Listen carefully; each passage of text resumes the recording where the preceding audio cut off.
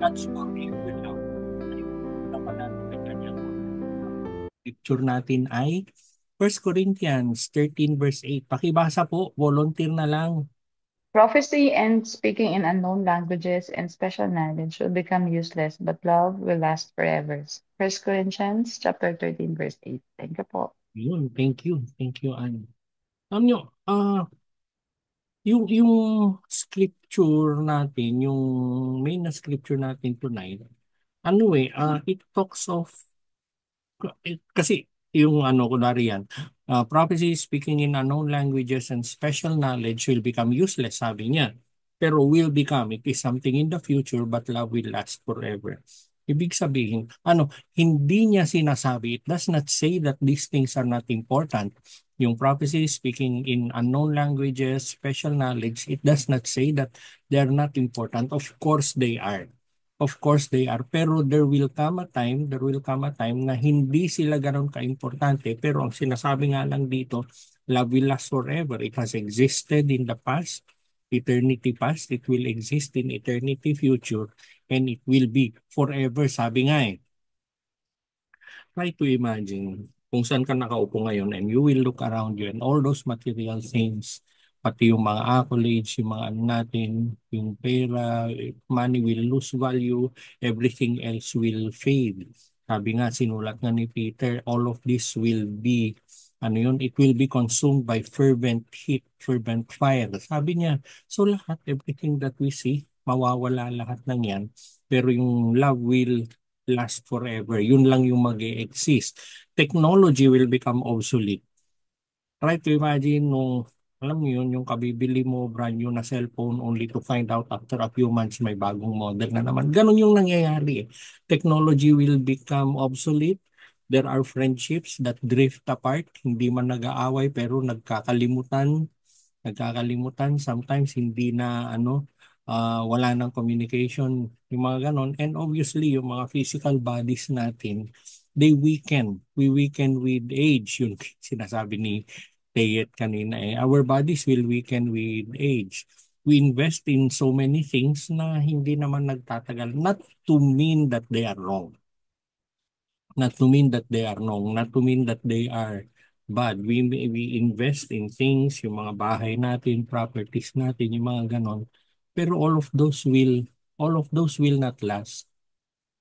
All of those things will not last. Tapos ang sinasabi nga ng Bible, that only one thing will remain forever, and that is love. Sa 1 Corinthians 13, nagbigay ng contrast si Paul with love and the things that will pass away. Yun nga yung prophecy, speaking in unknown languages, special knowledge, yung mga ganon. Pati spiritual gifts, actually. Pati yung spiritual gifts natin. Considering yung spiritual gifts, it does not mean that they are not important. They are definitely important. Pero hindi nga siya magtatagal. And siguro napansin din naman natin sa atin yun. There are a lot of things na kaya nating gawin when we were younger, pero as we mature in age, merong mga bagay na hindi na natin kayang gawin. While all of these are important, they are all temporary. Love, sabi nga sa Bible, it is eternal. If love is the only thing that endures, then should we not seek to understand its meaning and apply it daily? Kasi it is worth for us to understand it. Malamang, and I hope not na sa atin abstract ang love. Hindi naman sana. Hindi naman sana. Kuminsan kasi hindi mo man sinasadya na magiging abstract sa iyo ang love. Pero with all the distortion that the world will give us, nagiging abstract ang pagmamahal minsan subconsciously without kung yun ba, love ba talaga yun. Yung mga ganon. C.S. Lewis, quote ko sa inyo si C.S. Lewis tonight, though our feelings come and go, God's love for us does not. Sabi niya, the love that comes from God, unshakable, enduring, it endures beyond time. It endures beyond time. Sabi nga natin, yung naunang Bible study natin, sabi nga natin, we were created. God created us for only one purpose, and that is He will love us. So, tonight, pag-uusapan natin yung forever love ni God this love that lasts forever. Pero, ano kasi, hindi na bago sa atin. Di ba? We have heard it before, it was spoken before, spoken to us before, it was taught to us before, na yung love ni God is forever. Pero, anong value niyan sa buhay natin? Ano ngayon kung forever yan? What would that be? What would it mean to me? Yung forever love ni God. Unang-una, love reflects God's eternal nature. God's eternal nature. Bakit? We will see scriptures later. Pero if God is eternal, then yung love ni God, it is eternal. If God's love is eternal, then God is eternal. Ang gulo, no? Pero ganun yon. Anyway, we will look at two scriptures muna for this purpose. Unang-una, 1 John 4:8. Hindi na bago sa atin yan. But anyone who does not love does not know God, for God is love. Anyone who does not love, hindi ka marunong magmahal, hindi mo kilala ang Panginoon. Negative yung negative yung dating ng statement. But if we were to negate it, it is telling us na kung marunong kang magmahal, kilala mo ang Panginoon. Ganon, di ba? Pag binaliktad natin yung unang hati ng statement, anyone who does not love does not know God. Therefore, anyone who loves knows God. Maraming nagre-reject sa Panginoon, maraming nagda-doubt sa Panginoon, maraming nagsasabi na hindi totoo ang Panginoon, pero marunong silang magmahal. May mga pamilya sila, may mga asawa sila, may mga anak sila. Marunong silang magmahal. May mga magulang sila, kapatid, kaya nilang mahalin. This statement, 1 John 4:8, tells that if you are capable of loving, then you definitely know God. There is something of God that is in you. Kaya mong magmahal. Kaya mong magmahal. Tapos the other half of the scripture, for God is love. Maraming explanation na. Maraming explanation na yan. I trust na alam natin. So God is love. God is love. Ibig sabihin, God equals love. Love, parang ganon. Hindi, ano yun, paano na nga ba in-explain ko uh, yung God is the symbol of love. Hindi ganon. Hindi ganon. He is not a symbol, he is not a representation, he is love himself. Yun yung sinasabi ng 1 John 4:8. Tapos Jeremiah 31:3 talks of infinity. I have loved you with an everlasting love. I have loved you with an everlasting love. It talks about eternity past, eternity future, everlasting love. Sabi natin dun sa naunang Bible study natin na God created us for the purpose of loving us. Therefore, I have continued my faithfulness to you. Think of the condition ng mga kausap ni Prophet Jeremiah. Puro sila puro exile. Puro exile. These are people who have rebelled from God. These are people who rejected God. These are people who even do not know Him. And then comes this God saying, I have loved you with an everlasting love. Hindi natitinag yung pagmamahal ko sa inyo. I have continued my faithfulness to you, sabi. So, yung scriptures na nakikita natin sa screen, love is not merely an emotion or an action. We have heard it and we have known it so often that love is an emotion, which is not wrong. Tapos yung naririnig din natin, tinuturo sa atin that love is not a noun, it is a verb, it is an action. It is an action. Tama lahat yon. Tama lahat yon. So, it is an emotion, it is an action, pero that is not all of it. Bakit? It is part of God's very essence. The very essence of God is love. And because God is eternal, His love is eternal. Tangay-tangay niya palagi yun. Hindi mo mapaghihiwalay yun. While human love may falter, God's love never diminishes. When we love others with God's love, we are not performing good deeds. We are reflecting God's eternal nature. Ito na yun. Yung sinasabi ko kanina. Na anyone who is capable of loving, he is reflecting God's eternal nature. Kilala niya man ang Panginoon, tanggap niya man ang Panginoon, hindi man niya kilala ang Panginoon, nire-reject naman niya yung Panginoon, pero if he is capable of loving, then it is God's eternal nature na nire-reflect niya. So, anong ibig sabihin? Yung love na ito, parang yung mga pangyayari na nababasa natin sa Bible, it extends beyond circumstances, beyond offenses, beyond limitations. Bakit? Kasi, let alone, let alone, think of ourselves.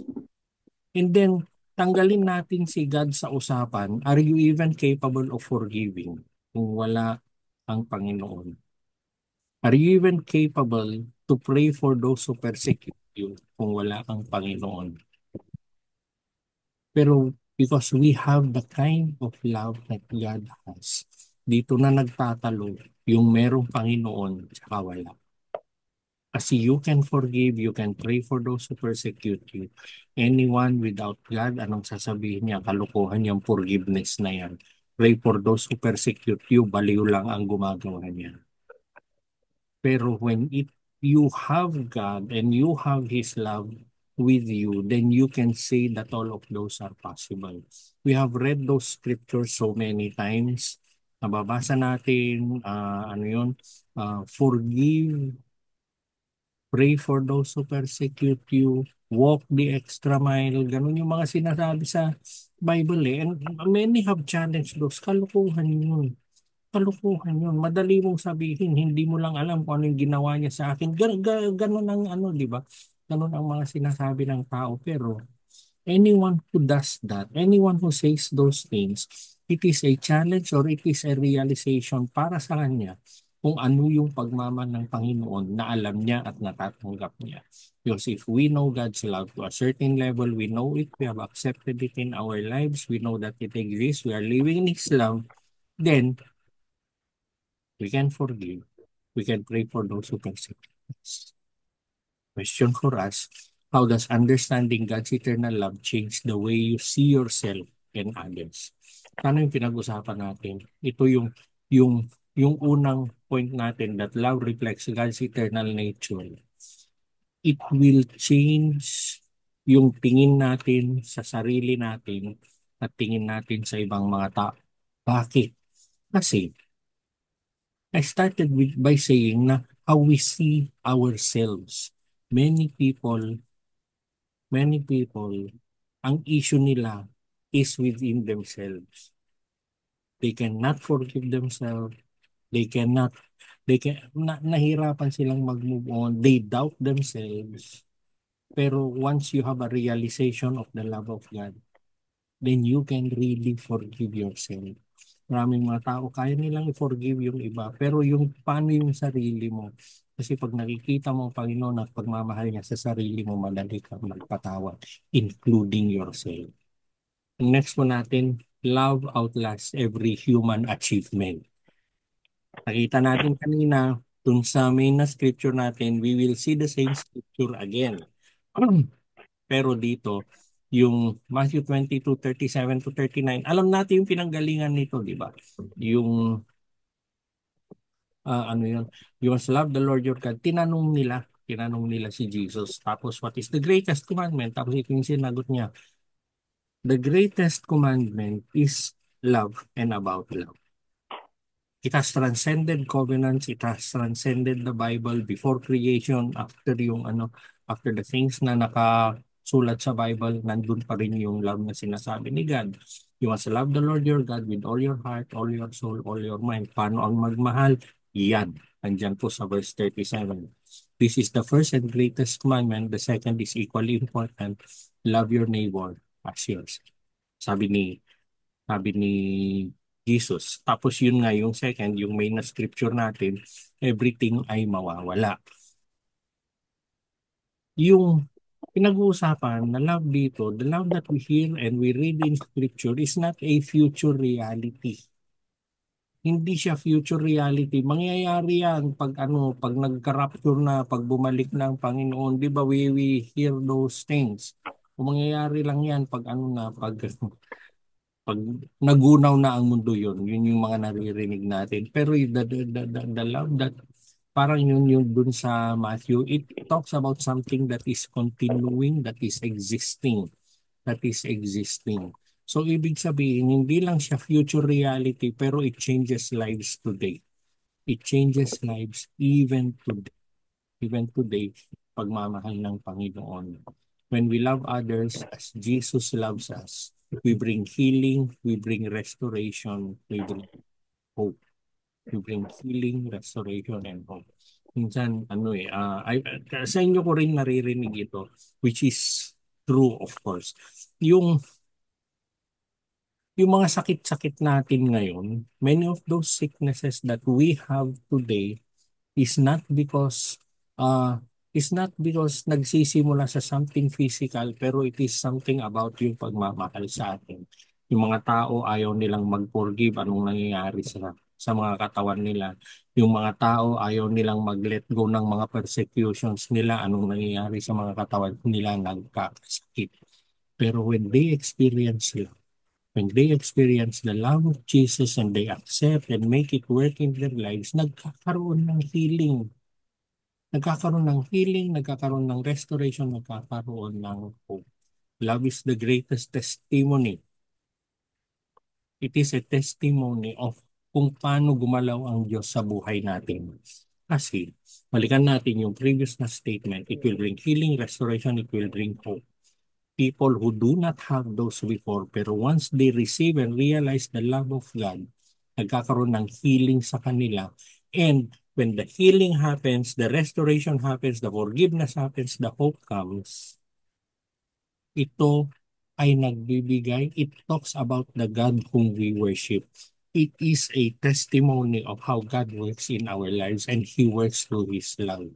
Tapos, yung isang sinabi ni Jesus sa John 13:35, yung by this they will know that you are my disciples if you love one another.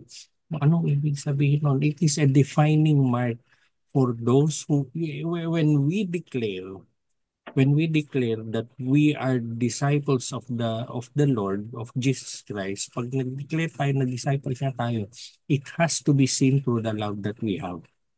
Hindi patalinuhan yan, hindi pagalingan yan, hindi po, pero nakikita ba sa pagmamahal na ginagawa mo? Nakikita ba lahat yon? Kaya nga, hindi issue na paramihan ng outreach, hindi pa issue na paramihan ng mga natuturuan, hindi po. Hindi po. Hindi issue na paramihan ng napapatanggap ng Panginoon. You could do that. You could do that intellectually. Pero paano kung walang love yun? Paano kung walang love yun? Kaya nga, especially dito sa Bible study natin, yung laging sinasabi, we do not encourage debates dito. Hindi po. We do not encourage debates, hindi yung mga trick questions, hindi natin ini-entertain yon. Kasi hindi siya issue ng pagalingan. There's a place for those things, but not here. But not here. Ganun po yon. So, if we claim to follow Jesus, then we must demonstrate love, not just in words, pero nakikita po sa atin. Think of all those projects that we have done. Think of all those mga natulungan natin through our Bible study. Hindi ba yun? When we love, we show people a glimpse of heaven where love will reign forever. Where love will reign forever. Looking back at last year, yung natulungan natin yung church sa San Mateo, may nasunugan, tinulungan natin. Ano yung last na nagawa natin nung December, yung motorsiklo ni Pastor Paul. Those are all expressions of love. And we cannot express that love if we receive nothing from God. If we receive nothing from Him. Otherwise, parang ordinary na NGO tayo na tumulong. Hindi po. Hindi po. Everyone, each one of us did it out of love. Did it out of love. So, tanong po, tanong po sa atin is, how can we demonstrate love? And ito sana isa sa mga take-home natin tonight. How can we demonstrate love that can transform the life of another person? How can we do that? How can we do that now? Now, we will express the love of God, Pero with the same purpose God has na we can transform, it will transform the life of another person. Think of someone. Think of someone you know na nangangailangan ng Panginoon. Na nangangailangan ng Panginoon. The last time that I shared the gospel to somebody, yun po yung ginamit ko sa kanya. Mahal ka ng Panginoon. Ano man yung kalokohan mo, forgiven yan. Nung na-realize niya yung love ni God sa kanya, then he freely accepted ka sa buhay niya. It was not an intellectual issue, it was him realizing the love of God sa buhay niya. And yung third point po natin is love transforms lives now and for eternity. People who experience the love of God, their lives are transformed. Their lives are transformed and sabi nga natin now and for eternity. First John 3:18, sabi niya, Dear children, let us not love with words or speech, but with actions and in truth. Tapos, yung Colossians 3:14, and over all these virtues, put on love, which binds them all together. Which binds them all together in unity. Sabi nga sa, ano yun, sabi sa scripture. Ngayon, to consider that, to think of it, kasi, sabi nga natin, hindi siya, yung love is not then and now, pero it is not ano yun, hindi rin siya future reality pero it exists now, it has existed before, it will exist forever. Sabi nga na ng Panginoon, pero given, sige, game. Totoo yun. Tanggap natin yun. Pero what can it do to us? What can it do to us? Think about yourselves. Ano ang nagawa ng nung na-realize mo yung pagmamahal ng Panginoon sa iyo. Maybe you were blessed, maybe you were healed, maybe nangat ka niya kung saan ka man bumagsak. Pero what did it do to you? What did it do to you? And sana, one way or another, nabago po tayo. Nabago po tayo. To realize that, yung love ng mga tao na nagmamahal sa iyo, yung love nila, binago ka eh. It has changed you. It has changed you somehow. Kasi parang yung sinasabi ni Tia kanina, aba, nung Valentine, binigyan ako ng binigyan ako ng bouquet, binigay sa akin yung favorite na chocolates ko, tapos dinala ako dito, pinasyal ako dito, we celebrated again.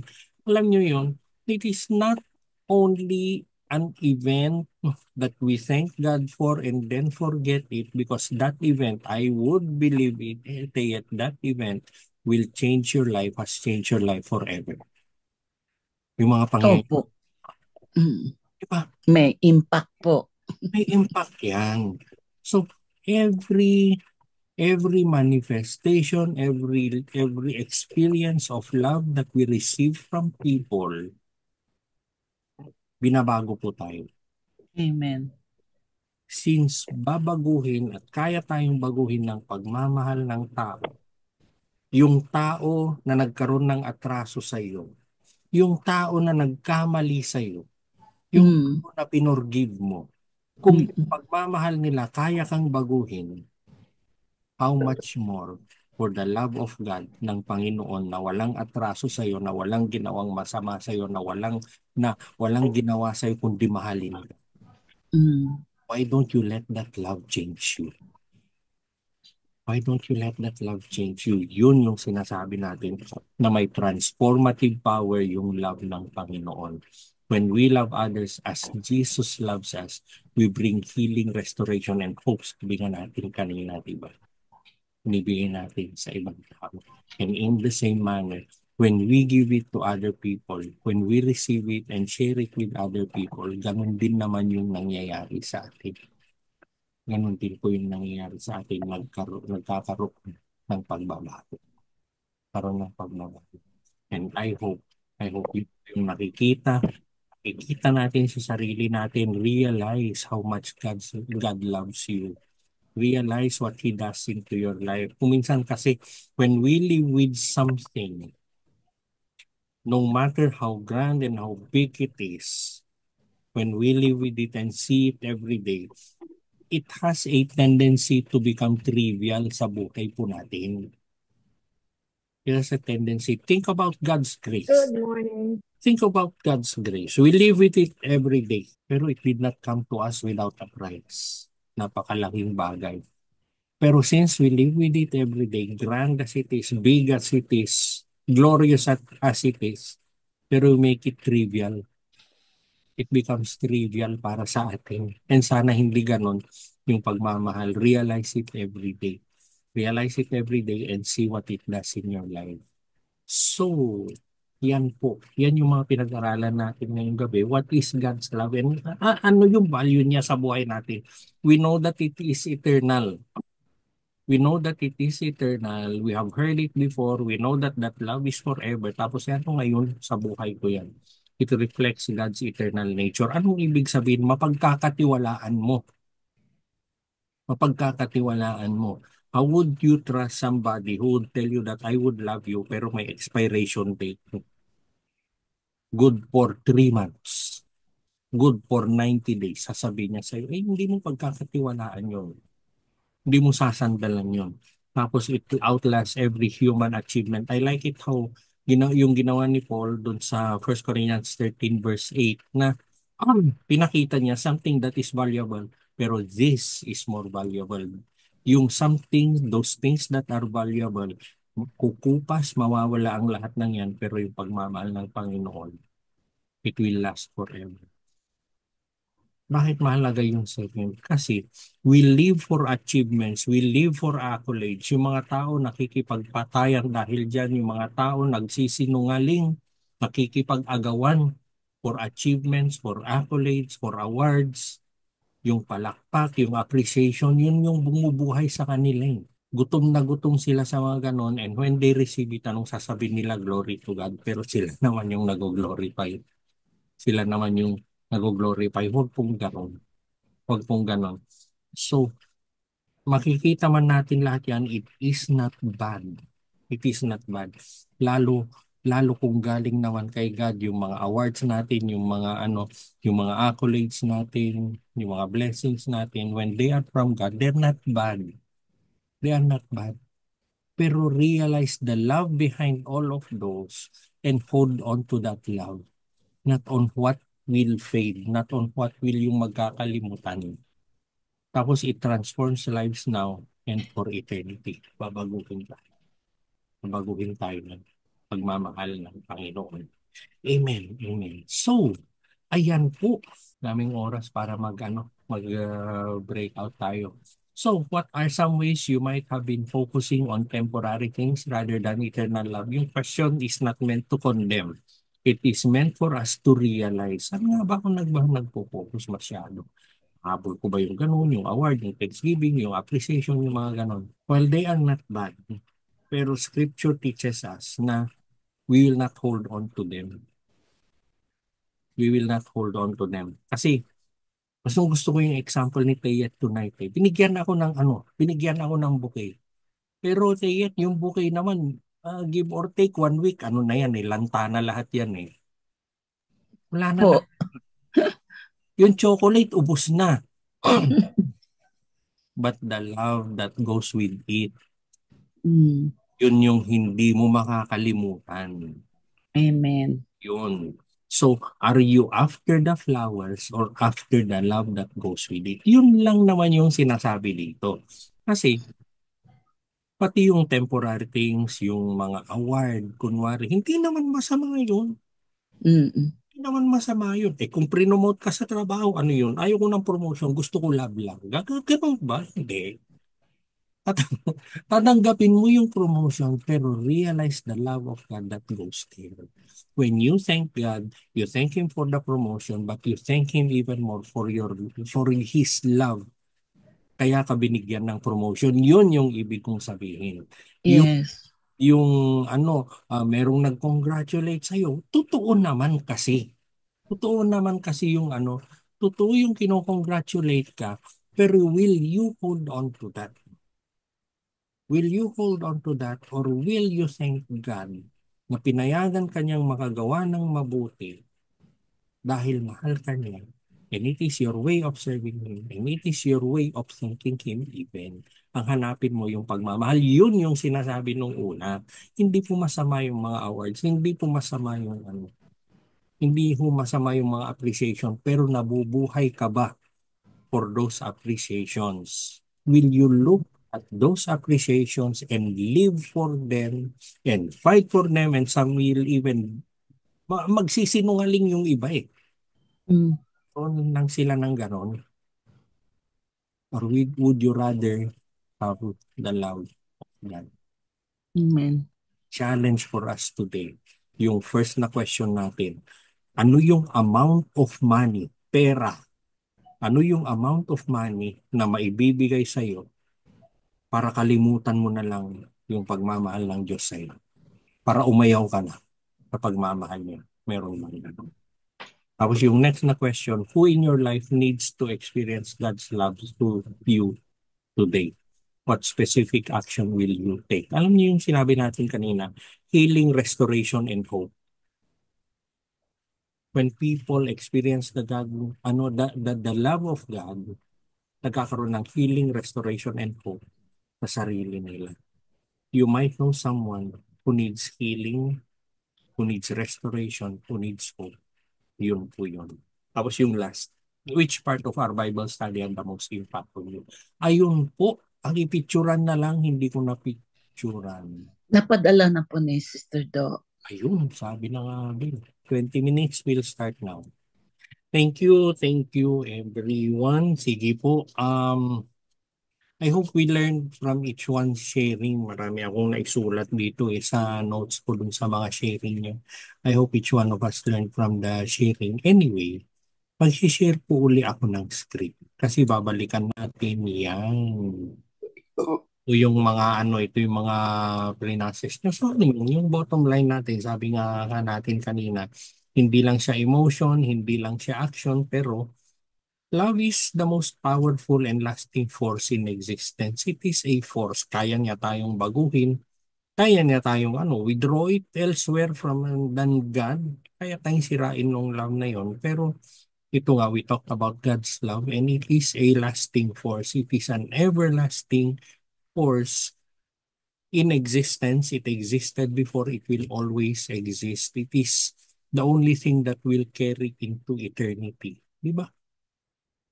Sabi nga natin nung 2 weeks ago dun sa Bible study natin, when God created us, He created us for no other reason than to love us, which means paski bago nilikha ang mundo, nangyari na ang rapture, second coming, and everything, mahal pa rin tayo ng Panginoon. Prophecies will cease. Mawawala lahat yan. Knowledge will fade, but love will never fail. Sabi nga dun sa scripture natin ngayon. And siguro para sa atin as we live our daily lives, i-prioritize natin love in our actions. Tapos ang daming ang daming sinasabi sa Bible, ang daming sinasabi sa Bible how we express that love. Pero yung pinag-usapan natin lagi dito sa Bible study natin, how do we express love anyway? Tapos yung dalawang bagay na we adopted para sa Bible study group natin. How do we express love? 2 ways. One is through kindness and the other one is through forgiveness. You will not fail pag yun yung pag ganun yung ganun yung focus natin. So in the things that happen every day, prioritize natin na unahin natin yung pagmamahal. Ang gulo ng mundo, ang ingay ng mga tao. We see persecution, we see persecutors. Pero how do we respond to them? How do we respond to all of them? We see failures, we hear noise, there is interference in this world. How do we respond to all of that? Yung mga gulo, yung mga noise na sinasabi natin sa mundo, noise in quotes na nakikita natin dito sa mundo, will they diminish the love of God in us? Or will we see more of the love of God because of those things? Ano ang nangyayari sa atin? We honor, we receive, and ang Panginoon natin is the God na who is love Himself. So what is that to us? Nakita nyo yung nag-message si Jing dun sa chat group natin na I would rather focus on God's love and promises to me. Tanggapin ko ng tanggapin yung love na yon. And then this is what I can give to the people that God expects me to love. What does that mean? Means na as we receive from God, we reflect His eternal love to other people also. Sana pag merong nakakita sa atin, may naka-encounter tayong mga ibang tao, hindi mo pa sinasabi na mananampalataya ka, pero they will know, they will see na meron siyang Panginoon kaya siya ganyan. That we would be reflections of God's love in a world that desperately needs something real and needs something lasting. Sana yung buhay natin will be a living testimony of love, of God's love that lasts forever. Amen. Amen po. Amen Amen. po. Amen pa ba kayo? Amen, amen, Pastor. Sige po, we'll have our final song, then we will pray afterwards. We will pray afterwards po.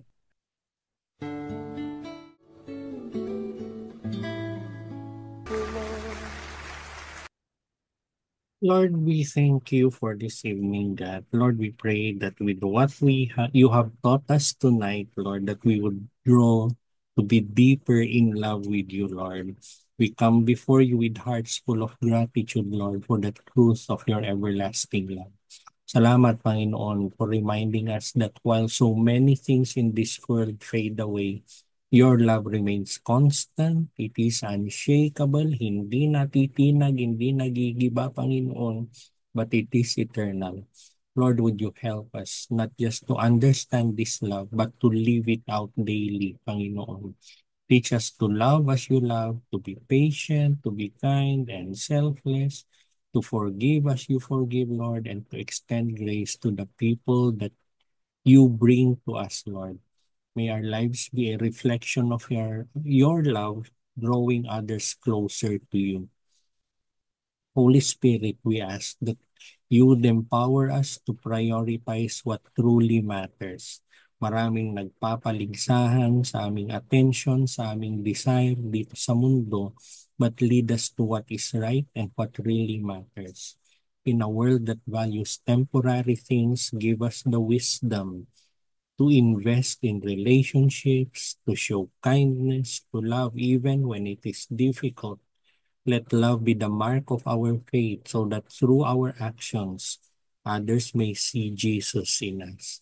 Lord, as we end our time together tonight, Lord, we pray that you would continue to guide our thoughts, our words, our actions, and bless each one who attended and fill us with peace that comes from knowing we are deeply loved by you. Lord, we ask for time, for focus, Lord, and give more time and focus to you, Lord, in our lives every day, Lord. Lord, raising our children gives us many challenges, Lord. There are so many sources and resources of information which confuse your truth, Lord. But we pray, Lord, that as our children grow, it would be your love and your direction that they would see from us, Lord. Give us hearts, Lord, that would always be proud of their good achievements, God. Because in that way, we acknowledge what you have given them and we express your love to them likewise, Lord. Lord, we pray that we would not worry, Panginoon. Lord, there are so many reasons to worry, Lord, but all of them are worldly. All of them are because of things that have not yet happened, that instead of worrying, we would rather choose to be with you. Choose your direction, Lord, for you have seen what we have not even seen, God. We pray, Lord, to represent you to other people, Panginoon, and that with every blessing that we would be receiving, we would see always the love, the God of love who is behind all of these blessings, Lord, and give the praise and glory and thanksgiving to you, Lord. Lord, would you bless each person, everyone who has attended tonight, even their households, even their loved ones, Lord. Let there be healing, restoration, and hope in every household. Bless each one of us. Fill us with your peace, Lord, your shalom, Lord, that comes from knowing that we are deeply loved by you. And we give all the glory, the honor, and the praise to the Most High God in Jesus' name. Amen. Amen. Amen. Amen. Amen. Amen. Thank Amen. you. Thank you, Amen Pastor po. Alex. Thank you, Thank you, Studio. Pastor. Thank you po. Good night Thank po. you Sir sa Alex. inyong lahat.